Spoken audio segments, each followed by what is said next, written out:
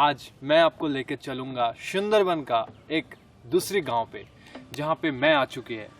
आपका मेट्रो का भीड़, सिटी का पोल्यूशन सब कुछ छोड़ के गांव का एक फ्रेश जिंदगी दिखाने के लिए मैं फिर से आपके साथ हूँ। आज मैं आपको दिखाऊंगा कैसे गांव का महिलाओं ने मछली पकड़ता है और उनका जिंदगी बिताता है। ये है सुंदरबन का मैंग्रोव का जंगल, और इस जंगल के अंदर जब पानी ऊपर आता है, छोटा बड़ा गड्ढे में कुछ पानी रह जाता है और उसके अंदर कुछ मछली भी फंस जाता है।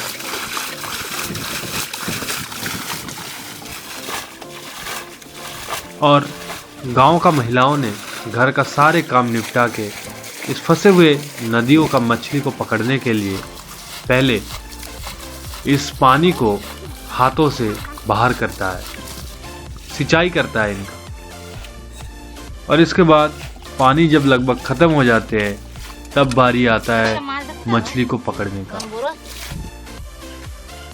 जैसे आप ये देख पा रहे हो, मछली इस तरीके से कई नेट यूज करके उस मछली को पकड़ा जाता है और इसके बाद ये वापस भी चले जाते हैं।